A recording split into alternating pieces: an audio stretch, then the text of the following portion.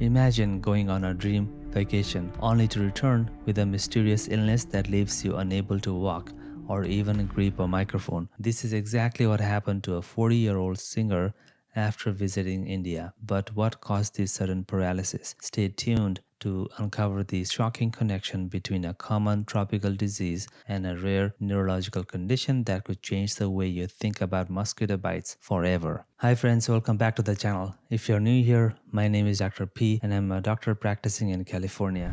Our story begins with a 40-year-old singer who decided to take a trip to Bihar, a state in northern India. Little did he know that this vacation would hit a sour note faster than a broken guitar string. 5 days after returning home, he started feeling like he had been hit by a truck. Fever, muscle pain, and the classic feels like your eyeballs are being squeezed sensation. But wait, it gets worse. Just as the fever started to break, things took a turn for the bizarre. Our singer started feeling tingles in his hands and feet, and not the good kind you get from a sick guitar solo. Before he knew it, he could not grip his beloved instruments, stand from a chair, or even walk. It was like his body was staging a full-on rebellion against him. Alright, quiz time. What do you think was happening to our unfortunate vocalist? A. He ate some bad street food. B. He caught a tropical disease. C. He's experiencing a rare neurological condition. D. All of the above. Well, the answer? It's a combo platter of B and C. Stick around to find out how these two seemingly unrelated conditions created the perfect storm in our singer's body. We spoke to an infectious disease specialist at the hospital who commented that dengue fever is often called break bone fever because of the severe joint and muscle pain it causes. But what many people don't realize is that in rare cases, it can also trigger serious neurological complications such as Guillain-Barré syndrome or GBS. So, our singers got dengue fever. Big deal, right? Wrong. Just when he thought he was out of the woods, his body decided to go full autoimmune rebellion. Enter GBS. It's like your immune system suddenly decides your nerves are the enemy and launches a full-scale attack. Did you know GBS affects in about 1 in 100,000 people each year? But when dengue fever enters the chat, that risk can go up. Quiz time. What is the most common first symptom of GBS? A. Fever. B. Weakness in the legs. C. Blurred vision.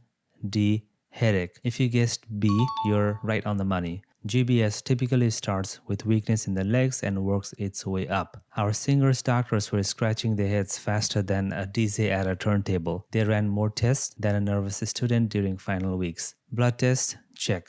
Spinal tap? You bet.